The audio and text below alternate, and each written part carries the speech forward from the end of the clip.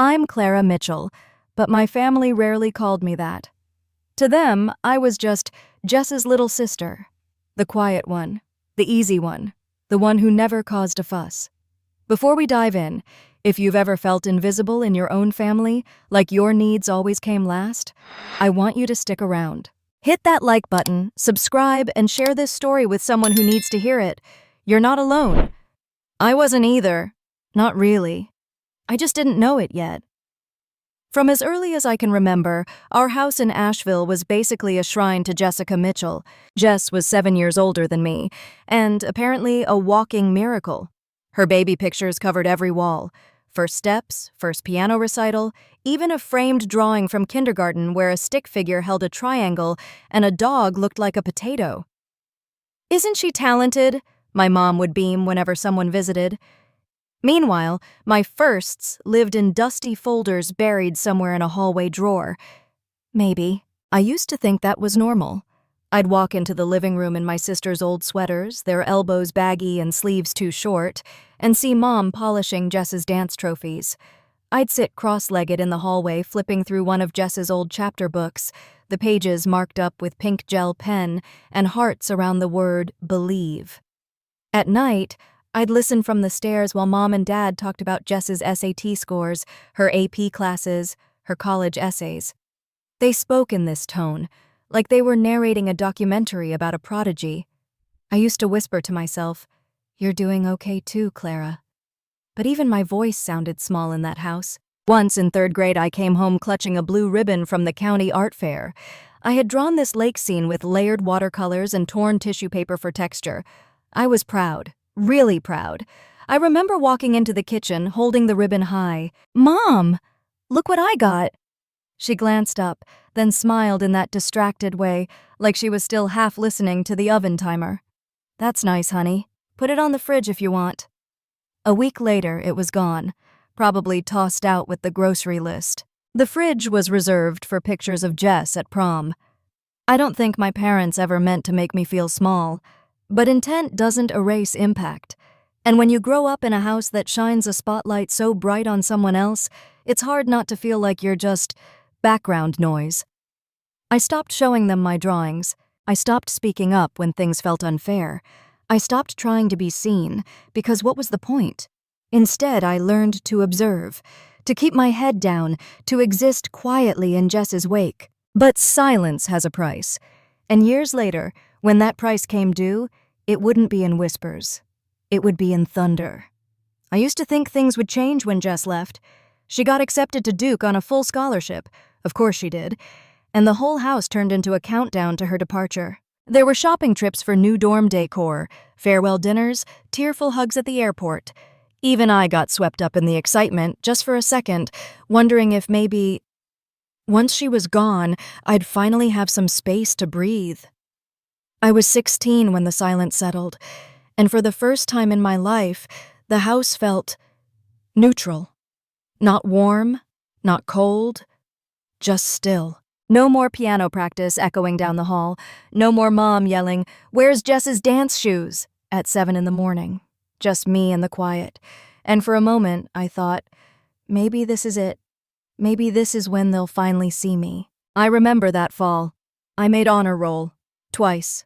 I scored the lead in a school play, nothing major, just the fall production of Our Town, but it was a big deal to me. I even wrote an essay that won 2nd place in a statewide competition. I left the certificate on the kitchen table, hoping someone might mention it over dinner. They didn't, because somewhere between "pass the potatoes" and "did Jess call today," my little spark of hope flickered and went out.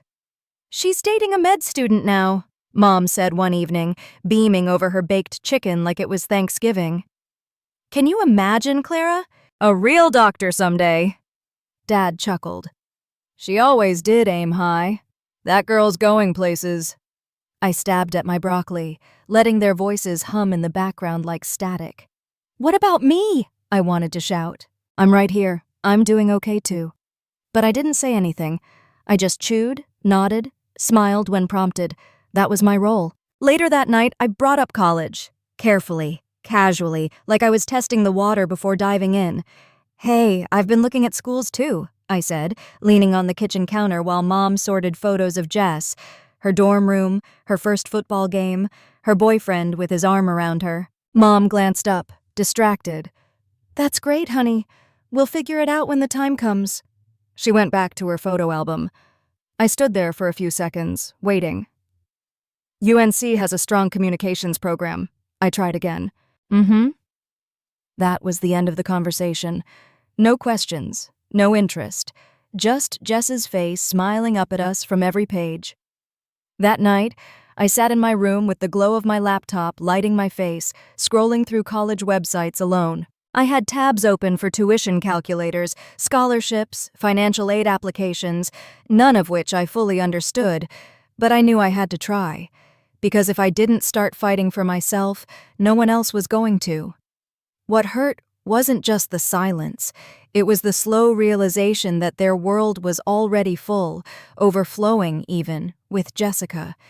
And there just wasn't space left for me. But I still believed, naively maybe, that if I just kept doing everything right, they'd come around. Spoiler alert, they didn't. It started with a squeal that cracked through a quiet Sunday like a thunderclap. "I'm getting married!" Jessica burst through the front door, all wide eyes and glittering fingers. Her diamond ring caught the sunlight like it was trying to blind us. Ryan trailed behind her, grinning, as Mom dropped her dish towel and gasped like someone had just announced world peace. "Oh my God, Jess!" she cried, rushing to hug her. "This is incredible!" Dad practically vaulted out of his recliner, laughing, grabbing Ryan in a bear hug. "You two, this is the best news we've had all year." I was sitting at the kitchen island, halfway through a bowl of cereal, spoon frozen midair. It was like someone had hit the slow motion button. My heart didn't sink. It plummeted. Jess turned to me, glowing. "Clara, you'll be my bridesmaid, right?" I forced a smile. "Sure, congratulations." That was all it took to be dismissed. The room exploded into planning, dates, colors, venues. I slipped out and stood in the hallway, leaning against the wall while their laughter spilled from the kitchen like music from someone else's celebration. No one noticed I'd left. They never did. The next few months were a frenzy. Our house transformed into wedding headquarters, bridal magazines, Pinterest boards, swatches of fabric fanned across the dining table like royal scrolls. Jess got a custom dress, engraved invitations, a full weekend itinerary. There was even talk of fireworks. Literal fireworks. One night, I came downstairs for a glass of water and heard my parents talking in the kitchen, low voices, serious tones. "We'll have to take out a loan," Dad said, rubbing his temple. Mom hesitated. "I know, but it's her big day, Frank. We can't let her down." I stood frozen in the hallway, my stomach tightening. Alone. For a wedding. They weren't rich, not even close. Dad's retirement plan had already taken a hit during the recession, and Mom's job at the library barely covered groceries. But this was somehow worth it. I wanted to walk in, tell them how insane it was, how unfair, how I'd been patching together college plans with duct tape and diner tips, and they were taking out debt for shrimp towers and a string quartet. But I knew how that would go, so I turned, walked back upstairs, and shut my door quietly. The wedding itself was a production, the kind of event you'd expect from a politician's daughter or a reality show contestant. Jess looked stunning. Of course she did, her dress flaring like a movie scene as she walked down the aisle. Ryan cried. Mom cried. Dad cried. I stood at her side in my peach-colored bridesmaid dress, hands clasped, smile locked in place like armor. I felt like a prop. After the reception, I slipped off my heels and sat alone outside the venue, watching the last of the sparklers fizzle out. The cold air bit at my skin, but it was nothing compared to the quiet ache that had settled inside me. That night, lying in bed back home, still smelling faintly of hairspray and champagne, I stared at the ceiling and wondered, if I ever got married, would they do the same for me? I already knew the answer. But what I didn't know, what none of us knew, was that the real storm was still coming. And it would arrive in the form of 2 tiny pairs of socks. If the wedding had been the show, what came after was the twist no one saw coming. A few weeks after Jess and Ryan returned from their honeymoon in the Bahamas, because of course they honeymooned in the Bahamas, we were all gathered at the dinner table for our usual Sunday meal. Roast chicken, mashed potatoes, salad with too much vinegar the way Dad liked it. Jess was glowing, not wedding glow, something smugger. "I have an announcement," she said, wiping her mouth delicately and dabbing at the corner like she was on some cooking show. "Oh no," I braced myself. "Another honeymoon? A baby? A house in the suburbs?" "I've decided," she said dramatically, "to become a full-time homemaker." I blinked. Mom gasped, fork frozen midair. "You mean you're quitting your job?" Jess nodded proudly. "Yep, Ryan and I talked about it. He makes enough for both of us, and I really want to focus on our home life. You know, cook more, maybe start a garden, get into essential oils or something." Dad chuckled like she'd just told a joke.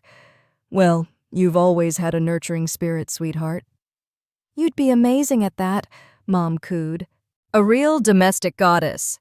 I just stared at my plate. My fork hovered above the green beans, suddenly unappetizing. My mind was a carousel of silent screams. They took out a loan for her wedding. A loan for a woman who now wanted to quit her job, cook more, and explore lavender diffusers. I gripped the edge of the table, knuckles whitening. I wanted to say something, anything, but I could feel the weight of their joy pressing down like a lid. "That's great," I managed, swallowing hard. Jess beamed at me like I'd just validated a life choice no one questioned in the first place. "And when we have kids, I'll be able to stay home full-time. Isn't that perfect?" Mom practically clapped. "Grandkids, I can't wait." I excused myself to the bathroom before I said something I couldn't take back. I stared at myself in the mirror over the sink, heart pounding, jaw clenched. My reflection looked small, tired, familiar. I whispered to my reflection, "You're on your own, Clara. You've always been." Back at the table, the laughter had resumed. Ryan was describing his promotion. Jess was already talking about baby names, and no one, not one person, asked me how my week had been. That night, I lay awake, staring at the ceiling fan spinning shadows across my room.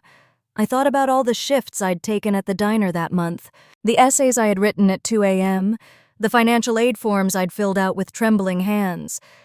I thought about what it meant to give everything you had and still not be seen. Their love for Jess wasn't the problem. It was the vacuum it created around me, the constant taking, never once turned inward to ask what I needed. But deep down, I still held on to hope. Hope that maybe, just maybe, when I needed them, they'd finally show up for me. Spoiler alert, they wouldn't. The news came wrapped in pink and blue tissue paper, hidden inside a gift bag Jess handed to Mom at brunch. I should have known something was up. Jess was humming when she walked in. Ryan looked dazed, like someone had hit him with a glitter cannon. "Open it, Mom," Jess chirped, bouncing on her toes like a kid on Christmas morning. Mom peeled back the tissue, reached in, and pulled out 2 tiny onesies, one that read Little Bro, the other, Little Dude. Silence. Then screams. "Oh my God!" Mom shrieked, nearly knocking over her mimosa. "2?" Jess nodded, glowing like a Pinterest board. "Twins!" "We found out this week. A boy and another boy." Dad stood, clapping Ryan on the back like he'd just won the Super Bowl. "You dog! Twins! Can you believe that?" I could believe it.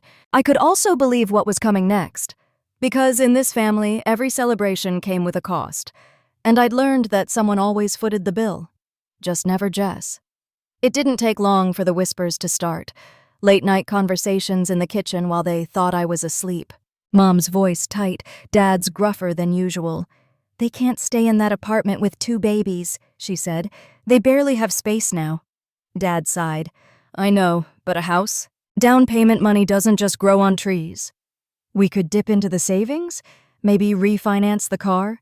"That car's already underwater, Linda." I stood on the stairs, listening, heart pounding. They weren't seriously... They need help, Frank. This is what families do. The next morning over coffee, I broke the rule I'd lived by for years. I spoke up. Are you really thinking about helping them buy a house? Dad didn't look up from his paper. They've got 2 on the way, Clara. They'll need the space. But you're still paying off the wedding loan, I said, trying to keep my voice steady. How can you possibly afford this? Mom set her mug down hard. Elizabeth, she only used my full name when I was in trouble. This is what families do. We show up for each other. I stared at her. And when have you ever shown up for me? Silence. Dad finally looked up, irritation flashing in his eyes. Don't make this about you. But it is about me, I snapped. You've spent thousands on Jess's wedding. Now a house? Meanwhile, I'm working nights just to scrape together tuition and ramen money. Mom stood, voice sharp. Clara, don't be selfish. Jess is pregnant, with twins. You can't possibly understand how hard that's going to be. That was the moment something cracked inside me. Not loud, not explosive. Just a quiet, clean break. I pushed my chair back, left my half-eaten toast on the plate, and walked out. Not because I was being dramatic, but because I finally saw the pattern for what it was.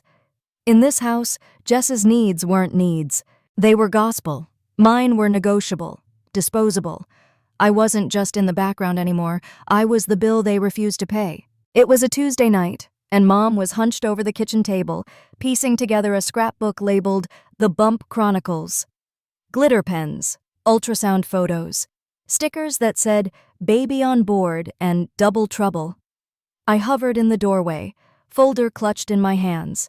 Inside were brochures from the University of North Carolina, financial aid forms, a printed email from a guidance counselor who said I had a good shot if I applied early.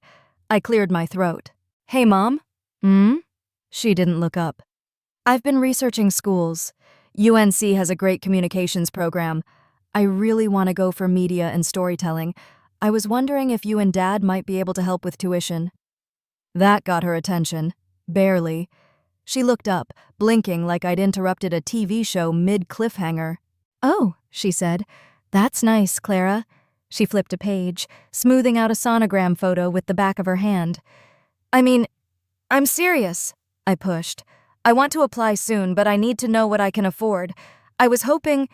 Dad walked in, unwrapping a granola bar. What's going on? She wants help with tuition, Mom said simply, still pressing stickers into the page. Dad scratched his neck. Well, kiddo, we'd love to help. But with everything going on, wedding debt, helping Jess and Ryan with the house... We can cover about half, Mom added quickly. But you'll need to figure the rest out on your own. Half. That single word hit harder than I expected. I nodded slowly, lips pressed tight to keep them from trembling. Okay, I said. Thanks. I walked to my room with the folder still in my hand. I sat on the edge of the bed and stared at the UNC logo until the letters blurred. They had taken out a loan for Jess's wedding, dipped into savings for her house, bought her a stroller that looked like it could navigate Mars. And for me? A maybe. A half. That weekend, I applied to Asheville Community College. It wasn't a dream, but it was reality. I enrolled in night classes and picked up extra shifts at the diner. By the end of the month, my life had shrunk to 3 things: textbooks, receipts, and the ache behind my eyes from trying to keep up with it all. I'd get home past midnight, shoes sticky with soda, hands smelling like grease, and tiptoe past the living room where Mom and Dad dozed off watching reruns. Not once did they ask how school was going, or if I needed help.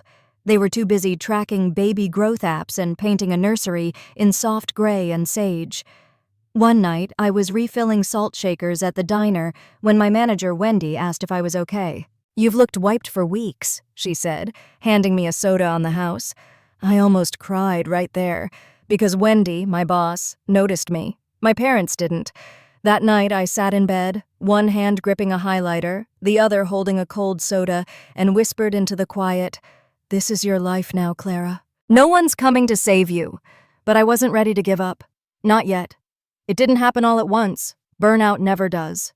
It's a slow erosion, like sand slipping from under your feet while you're too busy trying to stay upright. I'd wake up at 6:30, chug coffee that tasted like regret, head to Asheville Community College for morning classes, then straight to Sunrise Diner for my afternoon shift. By the time I got home, it was usually past midnight. My backpack hung from one shoulder, my hair was always tied up, and my shoes reeked of fryer oil and broken dreams. Some nights I'd collapse on the couch and wake up 2 hours later still in my apron. Other nights I'd fall asleep with flashcards stuck to my face. No one noticed. Mom would sometimes see me dragging myself through the door and say, "Don't forget to turn the porch light off." Dad might grunt a hello from the recliner, but never, "How are you holding up?" Never, "Do you need help?" Meanwhile, Jess's baby bump became the family's favorite hobby. Weekly belly photos. A countdown chalkboard in the kitchen. 2 baby showers, one thrown by her friends, one by Mom and Dad. I wasn't invited to the first. I served drinks at the second. One night, during a double shift, I spilled a tray of sodas on a customer's lap. My hands were trembling before I even picked it up, but I did it anyway, because that's what I was trained to do. "Jesus, Clara," Wendy hissed, pulling me aside. "Go take 5, you're pale as a ghost." I sat outside behind the diner, my back against the brick wall, breathing in air that tasted like fryer grease and car exhaust. My fingers shook, my chest ached. I wasn't even sure what day it was. I pulled out my phone and stared at the lock screen. Midterm, Sociology of Media, 8 a.m. tomorrow. I hadn't even opened the textbook. My eyes burned, my throat tightened. I didn't cry. I wanted to cry, but I didn't even have the energy for that. When I got home that night, the house was dark. Mom had left a note on the counter. Jess called. "Babies are healthy." Nursery wallpaper came in. I flipped the note over. Nothing else. No, "Hope your shift went well." No, "Good luck on your exam." Just Jess. Always Jess. I walked to my room, dumped my bag on the floor, and sat on the edge of my bed. I looked at the pile of textbooks on my desk. The Post-it reminders. The planner with color-coded tabs. It all felt like someone else's life. Mine was shrinking. One missed assignment, one dropped class, one canceled hangout with the only friend I had left. Little pieces of me chipped away each day, and no one even looked up long enough to see the dust. I remember whispering into the dark that night, "I can't keep doing this." But I did, because there was no other option. I didn't have a safety net. I wasn't someone's priority. I was the girl who smiled at customers, brought home tips in a mason jar, and studied alone while everyone else planned gender reveal parties. And deep down, I knew something was coming. A shift, a break. I just didn't know it would arrive in diapers and weekend drop-offs. It started on a Friday night. I had just finished a brutal 6-hour shift at Sunrise Diner, 2 large parties, 1 screaming toddler, and a customer who tried to pay in Canadian coins. I was running on fumes, my feet throbbed, and my only goal was to collapse into bed and sleep for 12 blissful hours. When I opened the front door, I heard it, the chaos. Laughter, squeals, the pitter-patter of tiny feet. Then I saw her, Jess, in the living room, dressed in yoga pants and a sweatshirt that probably cost more than my entire wardrobe. Luke and Mason, just barely 3, were crawling across the couch like caffeinated raccoons. One of them was holding a remote, the other had a banana. Neither looked supervised. "Oh, thank God, Clara," Jess said, standing up like she'd been waiting for me. "You're a lifesaver. Ryan and I are dying for a date night. Would you mind watching the boys for a bit?" She didn't wait for my answer. She was already out the door before I could open my mouth, calling behind her, "There's mac and cheese in the fridge. Bedtime's at 8. I just stood there, staring at the chaos unfolding in my living room. A sippy cup flew across the floor. One of the boys started crying because the other one had taken his sock. No explanation, no warning, just dropped off like a package. Mom peeked in from the kitchen, holding a glass of wine. "Your sister really needs a break, sweetie. She's been running on empty." I blinked. "She's been running on empty?" Mom sighed as if I'd just complained about the weather. "This is what families do. Besides, it's good practice for when you have kids someday." I laughed, actually laughed, bitter, sharp. "Mom, I barely have time to brush my teeth, let alone raise twins." She waved her hand. "You're young, you'll manage." But it didn't stop there. It happened again the next weekend, and the one after that. Every Saturday, Jess would swing by around 5 p.m., dump the kids with a quick "love ya," and disappear. Sometimes it was errands, other times date night, and once, I kid you not, she said she needed a bath without crying. Then she handed me both boys while Mason was literally already mid-meltdown. They tore through the house like tiny hurricanes, spilled juice, broken picture frames, a spaghetti incident I still try to forget. I didn't have the energy to protest. Not after 5 days of class and 30 hours on my feet at the diner. I just nodded and took it, because that's what Clara does, right? She takes it. But one Saturday night, after scrubbing applesauce off the hallway walls and putting 2 screaming toddlers to bed, I sat on the floor in the hallway, back against the wall, and let the silence settle. And I thought, this isn't my life. These aren't my kids. Why does everyone act like they are? And that quiet realization, it hurt more than anything Jess had ever said or done. Because it wasn't just her. It was all of them. They didn't ask. They expected. And I didn't matter. Not as a student, not as a daughter, not as a person, just as a backup plan. A convenience, a built-in babysitter with no life of her own. But something inside me was shifting. Slowly, quietly, like the ground before an earthquake. It happened on a Saturday, the kind where your bones feel like they're made of wet cement, and even blinking feels like too much effort. I'd just pulled back-to-back closing shifts at the diner and bombed a quiz because I fell asleep studying at the library. My feet were blistered, my backpack strap had snapped, and all I wanted was one weekend. Just one. To rest, maybe catch up on homework, maybe breathe. But of course, the doorbell rang at 4:58 p.m. I didn't even have to check. I already knew. Jess. She waltzed in with the twins on each hip and a fresh blowout. "Hey, sis," she sang. "We're running late for dinner reservations. Ryan booked this sushi place. Crazy hard to get into.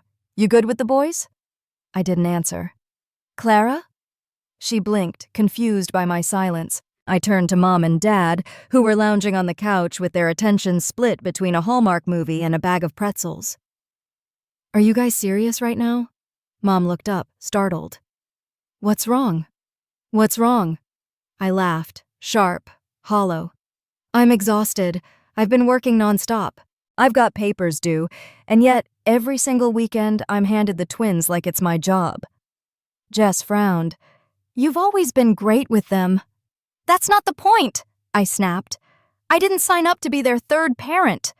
Dad shifted in his chair. "Clara, you need to calm down." "No, I don't. I need someone to listen for once." I could feel the pressure building in my chest, tight and hot. I'm drowning here. I can't keep doing this. I need one day, just one day that's mine. Jess looked like I'd slapped her. "You don't want to help me?" "I have been helping you, Jess, for months, for free, without so much as a thank you." I turned to Mom. "And you always say this is what family does. But when it comes to me, when have you ever done for me what I've done for her?" Mom stood, her face pinched. "Elizabeth, don't be selfish. Your sister has 2 small children. You have no idea how hard that is." And just like that, my name, the full formal Elizabeth, landed like a punishment. I stared at her. No apology, no acknowledgement, just the same script, over and over. Dad shook his head. "You need an attitude adjustment, young lady." I almost laughed again. I felt like I was in the play where everyone else had the script except me. There was no use yelling. They weren't listening. They never had. I was background noise in their Jess-centric world. I grabbed my coat and brushed past Jess, who still held the twins like a human shield. Mason reached out for me. I paused, just long enough to kiss the top of his head.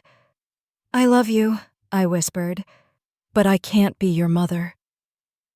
Then I walked out the door, into the night, into the cold air that bit at my cheeks, but felt more honest than anything in that house. I booked the trip on a Wednesday afternoon while sitting on the floor of my room, surrounded by unfolded laundry and unpaid bills. It wasn't fancy, just 3 nights at a modest motel in Myrtle Beach, but the photos showed a tiny balcony facing the ocean, and that was enough. I needed to disappear, not permanently, just long enough to remember who I was when no one was calling my name or dropping off toddlers like Amazon packages. When I told Mom and Dad I was going away for the weekend, they actually smiled. "That's wonderful, honey," Mom said, flipping pancakes. "You deserve it." "Where you heading?" Dad asked, sipping his coffee. "Myrtle Beach. Found a motel near the boardwalk. It's nothing special, but I just need a break." "Well," Dad said, patting my shoulder. "Good for you. That's the spirit." For a second, I almost believed this time would be different. The drive took 5 hours and felt like shedding 100 pounds. When I pulled up to the motel, sun fading over the horizon, salt in the air, I felt something I hadn't felt in years: peace. I dropped my bag, kicked off my shoes, and walked straight to the shore. The waves were gentle, the sand cool beneath my feet. I watched the sun dip below the waterline like it was performing just for me. No crying, no alarms, no one needing me. Just stillness. That stillness lasted less than 12 hours. The next morning, I was walking back from breakfast, iced coffee in one hand, a cinnamon bagel in the other, when I saw them, standing outside the motel room next to mine. Mom, Jess, and the twins. "Surprise!" Jess beamed, waving both arms like this was a game show reveal. I froze. What are you doing here?" "We thought you'd be lonely," Mom chirped. "So we decided to join you. Isn't this great?" I stared at the matching rolling suitcases, the cooler full of snacks, and the twins already trying to open the door to my room. Jess crouched down to their level. "Go say hi to Aunt Clara. You've missed her." I couldn't move, couldn't breathe. "Jess," I said, my voice tight. "This was supposed to be my vacation." She blinked innocently. "And now it's a family trip. Besides, the boys have never seen the ocean." Before I could protest, Mom added, "We'll just need a quick favor. Jess and I want to check out the little shops on the boardwalk, maybe grab lunch. Could you watch the boys for a bit?" I wanted to scream. Instead, I nodded, because I didn't have the energy to start a war in the motel parking lot. That afternoon was a disaster. The twins turned my room into a war zone. They pulled the curtains down, broke a lamp, and flushed an entire roll of toilet paper and an apple down the toilet. The front desk charged me for damages. I called a plumber with my own money.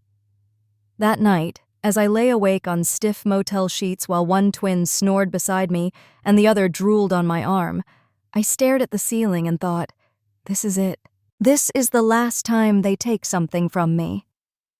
The next morning, over cold eggs and lukewarm coffee, Jess had the nerve to yawn and say, "I'm exhausted.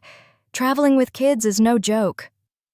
I looked at her, then at Mom, then at the twins, and something inside me snapped, not like glass breaking, but like a rope pulled too tight finally giving way. I packed my bag that night and left before sunrise. I didn't slam the motel door when I left. I closed it gently, quietly. Because sometimes silence is louder than screaming. The sun was just starting to rise as I dragged my suitcase across the parking lot. The breeze carried the smell of salt water and something sweet, maybe waffles from a diner down the block. But I couldn't taste any of it, not through the bitterness in my mouth. I didn't go home immediately. I took the long way back, stopping at a gas station for coffee I didn't drink, and sitting at a rest stop for an hour just to breathe, to decide what kind of daughter I wanted to be when I walked back through that front door. But it turns out they beat me to it. When I finally got home that evening, the moment I stepped inside, Mom's voice rang out like a starting gun. "Elizabeth Mitchell!" she snapped, her heels clicking across the hardwood as she stormed toward me. "How dare you abandon your family like that?" I didn't even get my bag set down. "You left us at the beach," Jess said, storming in behind her. "With no warning, no explanation." My fingers tightened around the suitcase handle. It was my vacation, one I planned, one I paid for, and you showed up uninvited. We were trying to spend time as a family, Mom shot back. You're the one who made it difficult. I laughed, a short, cold sound that surprised even me. You didn't come to see me. You came for free childcare. Let's not rewrite the narrative. Dad appeared in the doorway, arms crossed. You've got a smart mouth lately. No, I said, voice steady. I've just stopped apologizing for using it. Jess's eyes filled with tears. You don't care about the boys at all, do you? You just want to be left alone. My hands dropped to my sides. I do care about them. Deeply. That's why I'm saying this now. I'm not their mother. I'm not your stand-in nanny. I'm a full-time student. I work nights. And for once, I wanted something for myself. You're being ungrateful, Mom hissed. After everything we've done for you, what exactly have you done for me? I shot back, finally letting the question leave my mouth. You paid for Jess's wedding, helped her buy a house, took out loans for her big day. But when I asked for help with college, you gave me half a shrug and said figure it out. I've been busting my ass for years and you didn't even notice. Dad's face turned red. If you walk out on this family, don't expect to come crawling back. I looked him dead in the eye. I'm not crawling anywhere. And then, just like that, it was done. I turned, grabbed my bag, and walked up the stairs to my room, my heart pounding, hands shaking, breath uneven. But inside I felt something shift. It wasn't joy, it wasn't relief. It was clarity. They could twist the narrative all they wanted, but I knew what had just happened. For the first time in my life, I had said no. Not politely, not with excuses, not halfway. Just no. And there was power in that. The house was quiet the next morning. Too quiet. No cartoons blaring from the living room. No clatter of dishes in the kitchen. Just the hum of the old fridge and the faint creak of the floorboards under my feet. I stood in my bedroom, suitcase open on the bed, folding clothes in careful silence, not rushing, not hiding, just moving forward. Each shirt, each book, each toothbrush and sock felt like a small rebellion. A piece of me I was taking back. Downstairs, the front door slammed. I froze. Then came the voice. Sharp, clipped, unmistakably Mom. Elizabeth? She appeared in my doorway, red-faced, breathing hard. What do you think you're doing? I didn't flinch. I'm leaving. Leaving? Her voice cracked. You just walk out like we're nothing? Like this family means nothing to you? I zipped my suitcase slowly, the sound slicing through the tension. It's not that you mean nothing. It's that I've meant nothing to you for years. That's not true, she snapped. I looked at her, really looked, and saw not a villain, but someone who refused to see me beyond the role she had assigned. You've made it true. Every time you asked me to give without asking if I had anything left. Every time you told me to be grateful while giving Jess the world. Her mouth opened, then shut. No denial. Just silence. A new voice joined hers at the doorway. Dad. If you walk out now, Clara, we won't be helping with your tuition anymore. You'll be on your own. I already am, I said simply. You're being dramatic, he muttered. Jess has a family. You don't even… Exactly, I cut in. Jess has a family. I've been one person playing 5 roles and getting 0 support. I'm not doing it anymore. Mom stepped forward, arms crossed. And what about your sister? She counts on you. She shouldn't, I replied, voice tight. She has a husband. She has parents. I'm her sister, not her safety net. You're making a mistake, Dad said, shaking his head. No, I said, lifting my suitcase off the bed. I made the mistake of waiting this long. I pushed past them, my steps firm, the suitcase thumping behind me on the stairs. Mom followed. If you leave now, Clara, don't expect to come back, she warned. I paused at the door, hand on the knob, heart hammering so hard it felt like it might burst out of my chest. And still, I turned to look her in the eye. I'm not coming back to be used. If you ever want a relationship, a real one, you know where to find me. But until then, I'm done. I opened the door, stepped into the sunlight, and closed it behind me. It didn't feel like slamming. It felt like release. That night, I crashed on a classmate's couch, curled up with my backpack as a pillow. It wasn't glamorous, but it was mine.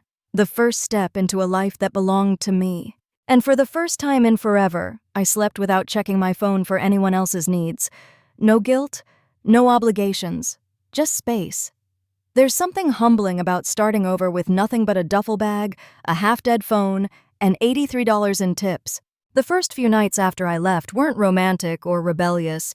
They were cramped, uncertain, cold.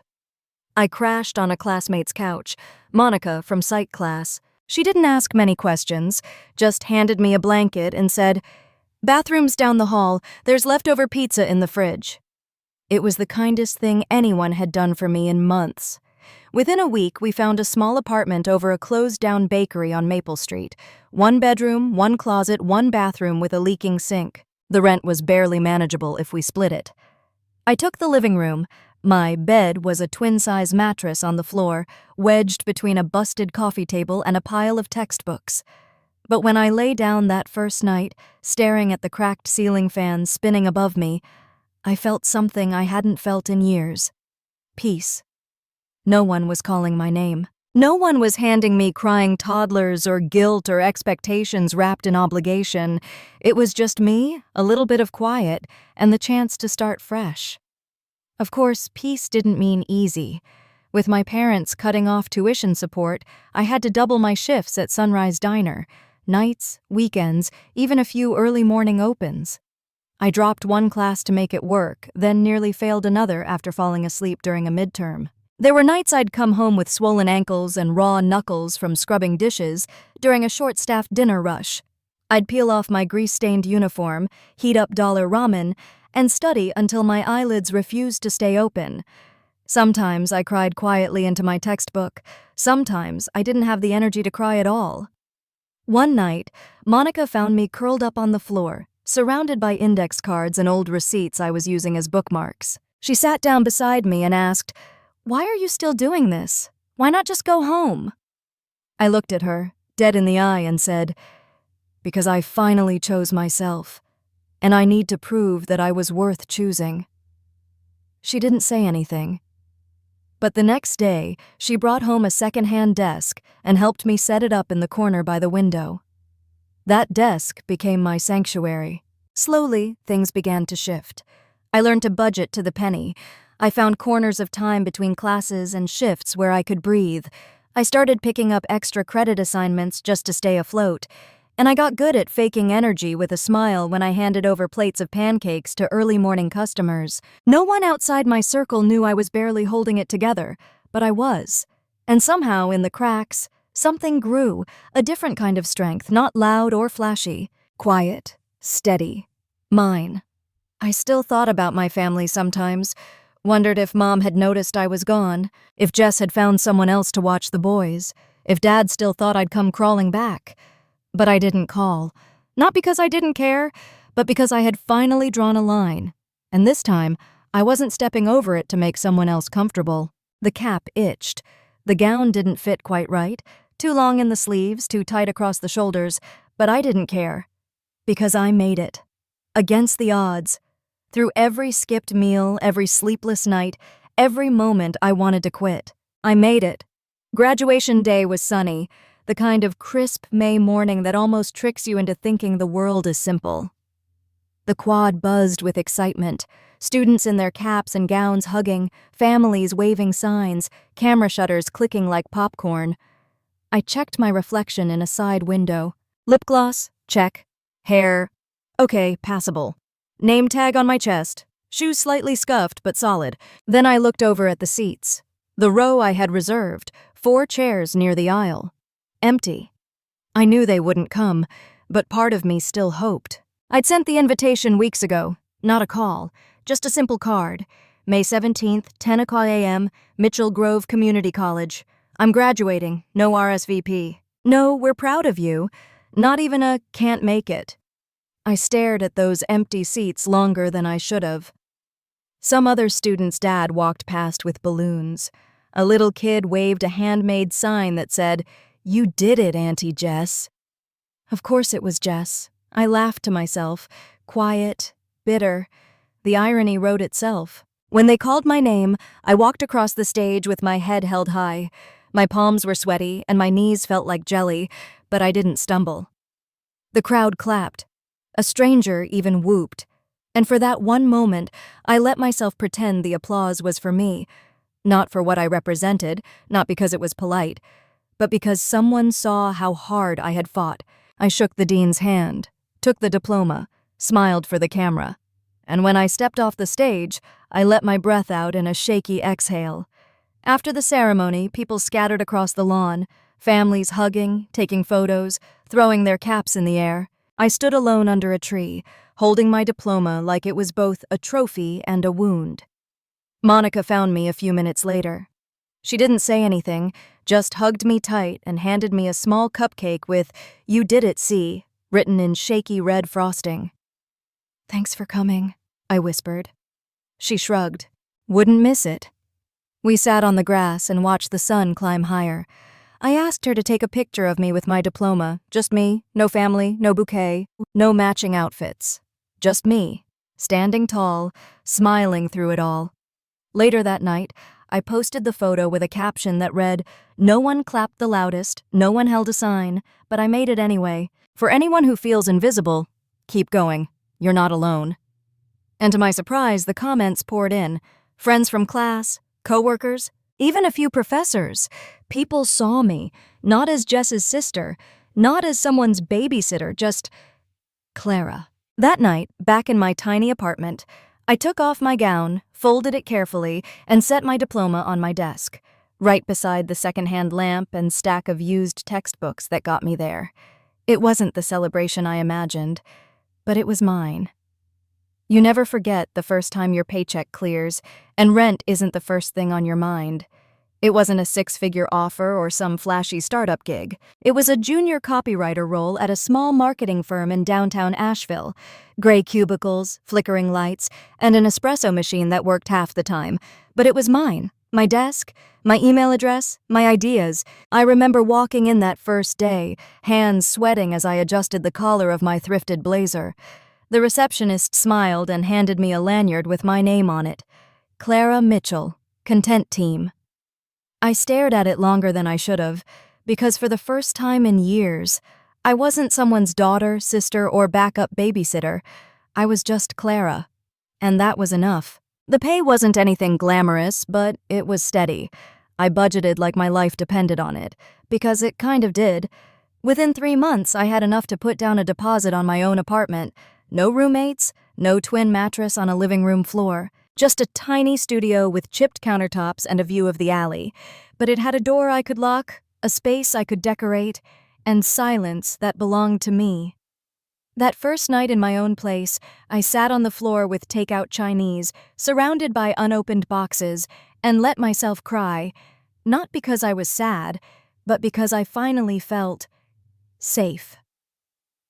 Work days became routine, mornings with coffee and emails, afternoons filled with brainstorming sessions, client edits, and post-its scribbled with ideas that actually got used. My writing, my voice, was out in the world. I even made friends, real ones, people who knew me without knowing my family. We'd grab tacos on Thursdays, complain about deadlines, and sometimes they'd ask about my past.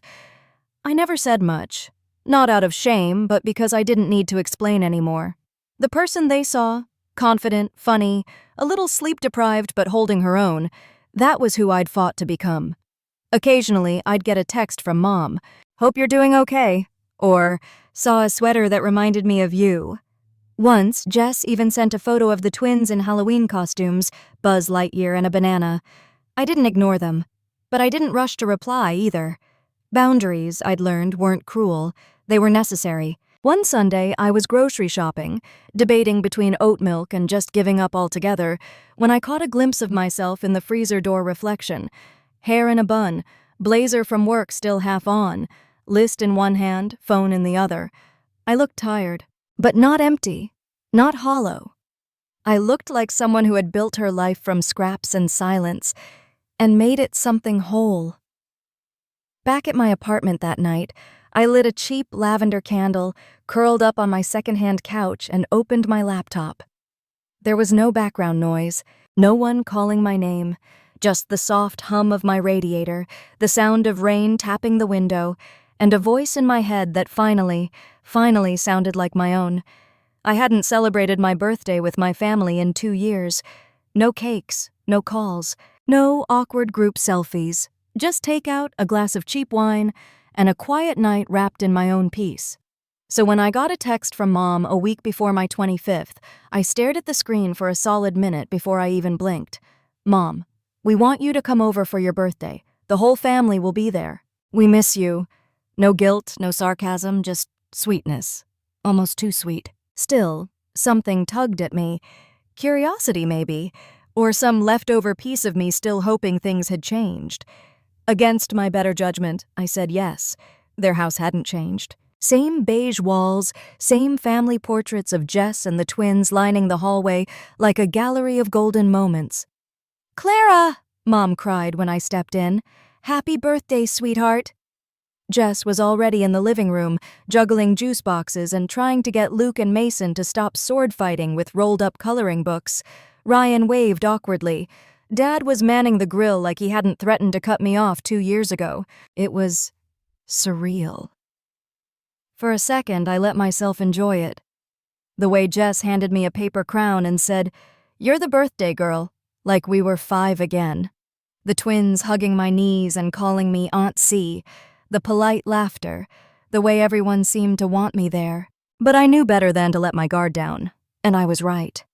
After dinner and half-hearted birthday songs, Mom handed me a white envelope with gold trim. "This one's from all of us," she said, eyes shining. I opened it slowly. Inside was a glossy travel brochure and a printed confirmation slip. I read the bold font twice before my stomach dropped. A family vacation, 7 nights, beach resort. Everyone was going. "I know how much you love the ocean," Mom said brightly. "And we thought, why not celebrate you and spend time together again? Isn't it great?" Jess added. "We've already planned out activities. Spa day for us, snorkeling with the boys, a couple's dinner. You'll take the kids during that, obviously, but they'll love hanging out with you again." Obviously. I stared at the slip. My fingers went cold. "Thank you," I said flatly, forcing a smile. "It's thoughtful." But inside, I was screaming. This wasn't a gift. It was a setup. A way to pull me back into the role they missed, not the me they said they wanted. Later that night, after the guests trickled out and the kitchen was full of crumpled napkins and frosting-streaked plates, I sat at the table with Mom, Dad, Jess, and Ryan. I didn't wait for the moment. I made it. "I'm not going." Jess blinked. "What?" "I'm not going on the trip," I said calmly. "I appreciate the gesture, but I'm not signing up to be your free babysitter with a beach view." Jess's smile faltered. "You don't want to spend time with the boys?" "I love the boys," I said, "but this is my birthday, not my obligation." Mom leaned in. "Don't make a scene." "I'm not," I replied. "I'm just telling the truth, for once." They pushed, they pleaded. Jess cried. Dad looked disappointed. Mom tried guilt. I held my ground. Because I wasn't a gift, I wasn't a resource, and I wasn't about to go backwards. They thought I said yes. That was the beauty of it. After the birthday dinner blow-up, after the tears and the guilt and the passive-aggressive hugs, I stood up, looked them all in the eye and said, "Fine, I'll go." The room exhaled in relief. Jess even clapped. Mom leaned over and squeezed my arm. "I knew you'd come around." But I hadn't. What I'd done was something entirely new for me, something sharp and deliberate. I lied. The next few weeks passed in a blur of group chats and shared packing lists. Jess sent me the daily itinerary, color-coded, of course, morning beach walks, toddler-friendly excursions, Aunt Clara's time with the boys marked like unpaid shifts. Every time a new text came in, I felt it, the weight I thought I'd left behind creeping back onto my shoulders. But I stayed calm, smiled when they talked about matching outfits, nodded when Mom said she'd packed extra sunscreen for the twins. All the while, I had my own plan. A one-way ticket, different destination, different airline, same departure time. I'd been saving for months. A small beachside resort on a quiet island off the Florida Keys. Nothing extravagant, but peaceful. No group activities, no toddlers, no role to play. Just me. The morning of the flight, I met them at the airport as planned. Jess was in full mom mode, balancing 2 backpacks, a stroller, and Mason, who was already sticky with juice. Luke was mid-meltdown over a lost Lego. Ryan looked like he regretted his life choices. "You ready, Clara?" Jess asked breathlessly. "Totally," I smiled. "I just need to use the restroom before we go through security. You guys go ahead. I'll meet you at the gate." "Don't take too long," Mom called after me. "We need your help with the boys once we're inside." "Of course you do." I turned the corner and didn't stop walking, right past the food court, past security checkpoint B, to another terminal altogether. My pulse pounded in my ears as I handed over my ID and boarding pass at the check-in desk. The agent smiled. "You're all set, Ms. Mitchell. Gate 14. I didn't exhale until I was through security, shoes back on, watching the monitor flash on time next to my flight. I found a quiet seat by the window, pulled out my phone, and typed a message. "Mom, I'm not coming. I told you I didn't want to go and you pushed anyway. I'm done sacrificing myself for a vacation that's not mine. Enjoy your trip, Clara." I hit send. Then I turned off my phone, just like that. No more group chat, no more guilt, just silence. As I boarded the plane, the adrenaline finally started to settle. I sank into my seat by the window, fastened the belt, and closed my eyes. I could almost hear the chaos erupting back at Gate 6.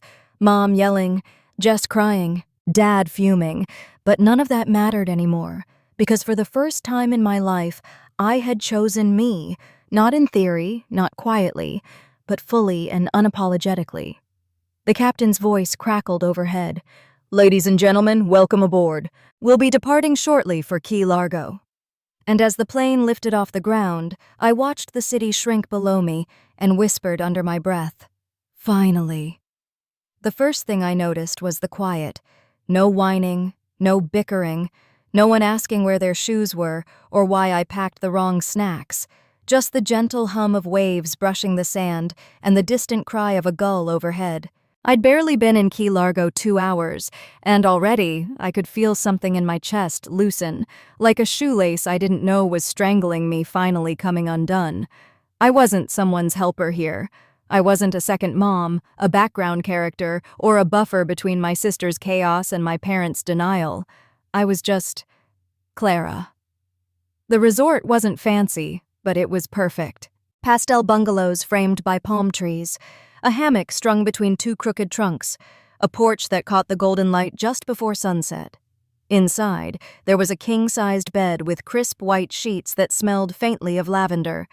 No baby monitors, no sippy cups, just me and the space to stretch out, take up room, exist. That first morning, I woke up naturally. No alarm, no screaming child. I brewed a cup of coffee, walked barefoot across the dew-kissed deck, and watched the sun rise in silence. Not because I had to be up, but because I wanted to be. By noon, I was in the water, salt on my skin, sun on my back, my laughter bouncing off the waves like a sound I hadn't heard in years, my own joy, raw and unfiltered. Later, I journaled. Not about obligations, not about things to fix or feelings to swallow, just about what it felt like to finally breathe. And that's when I realized something strange. I wasn't angry anymore. Not at Jess. Not even at Mom. I was just tired of waiting for them to see me. Tired of shrinking myself to fit their version of family. I got a text from Jess on day 3. "Where are you? We waited at the gate. Mason cried for you," followed by one from Mom. "This was selfish, Clara. You've hurt everyone, especially me." I stared at the messages, phone resting in my palm like a decision. Then I locked the screen and flipped it face down. I wouldn't let guilt follow me here. Not this time.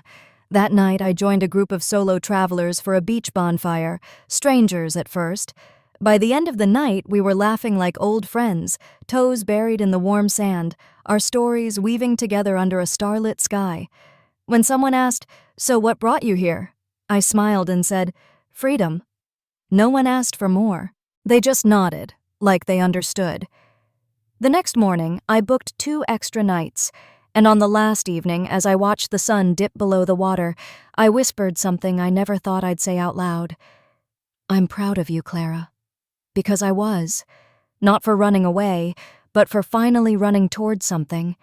Peace, stillness, myself.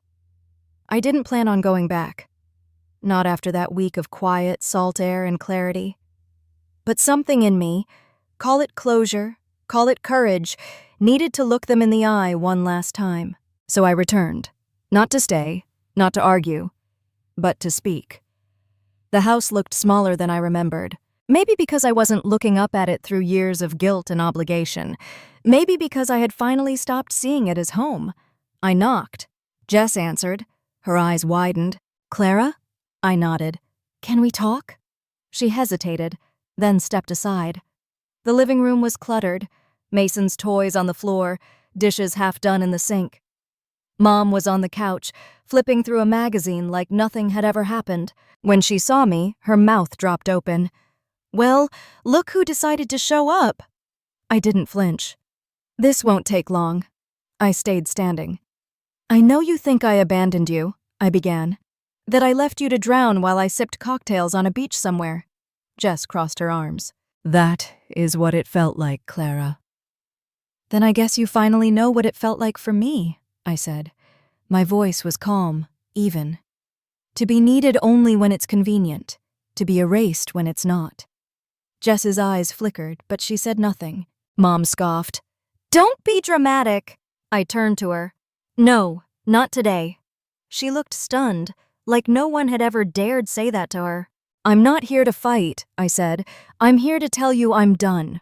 With the guilt, with the manipulation, with pretending this dynamic is normal. Mom's lip trembled. After all we did for you, what you did to me, I corrected gently, was teach me that love has conditions, that my worth depends on how useful I am to you and Jess. Jess's voice cracked. You think I wanted this? To be a single mom always leaning on you? No, I said. But you never once asked what I needed. The silence that followed felt cavernous. I took a slow breath. I'm moving, permanently. I got a new job, a better apartment, and I won't be coming back to fix this family every time it breaks. Mom's eyes welled. Jess's shoulders dropped. I didn't wait for their replies. I walked toward the door, then turned. I hope you both find healing, I said, but I can't lose myself trying to make that happen anymore. The door closed behind me with a finality I hadn't expected. Outside, the sky was overcast, but I felt light. I wasn't angry. I wasn't bitter. I was free. I didn't wake up to an alarm. Not because I overslept, but because, for the first time, I didn't need to be somewhere for someone else. No errands, no guilt texts. No, can you swing by and pick up Mason? Just me. The morning sun poured through the gauzy curtains of my new apartment. The air smelled like fresh paint, brewed coffee, and lavender. My choice of diffuser, not anyone else's. I walked barefoot across the wooden floor, my steps soft but grounded. I felt it in my bones. This place wasn't a pause between chapters. This was page 1. I sat at the tiny kitchen table with my coffee and an email draft open on my laptop.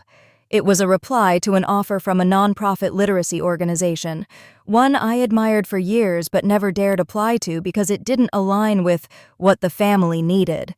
Now, I clicked send, no second guessing. No calling Mom to ask if she'd be okay without me around. No wondering if Jess would guilt-trip me about babysitting again. Just me. Choosing me. Later that afternoon, I strolled through the neighborhood farmer's market. I lingered by a stall with handmade notebooks and bought one without a shred of justification. Not for work, not as a gift, just because it made me smile. Fresh start? The vendor asked, packing it into a paper bag. I nodded. Something like that. That evening, a few coworkers invited me to a small dinner. I almost declined out of habit, used to making excuses, dodging life, afraid of being seen. But I went. We sat outdoors under string lights, laughter rising like sparks in the warm night air. When someone asked if I had family nearby, I paused, then simply said, "Not really." And it didn't hurt to say it. Back home, I kicked off my shoes and curled up on the couch with my journal. As the pen met the page, I found myself writing words I had never spoken aloud. I don't owe my love to those who only wanted my silence. I don't owe my time to those who counted me only when I served them. I don't owe my loyalty to pain disguised as family. I let the tears come this time, but they weren't the helpless kind. They were the kind that rinsed you clean. I stood on my balcony under a quiet night sky, lights twinkling across the city like whispers of stories I hadn't lived yet. I didn't know exactly where life would take me next, but for the first time, I wasn't waiting for someone's permission to find out. I had grieved the family I wished I had. I had walked away from the one that couldn't see me, and now I was finally learning to stand in the center of my own life. Voiceover. Clara's final reflection. Sometimes healing doesn't look like forgiveness or reunions. Sometimes it looks like distance, like peace bought not with approval, but with truth, like reclaiming your name without asking anyone to say it first. If you've ever felt like the background character in your own story, this is your sign. You don't have to ask. You don't have to wait. You don't need permission. You are allowed to begin again. If Clara's story moved you, don't forget to like, subscribe, and share this video. Drop a comment if you've ever had to choose yourself, even when it hurt. Your story matters too.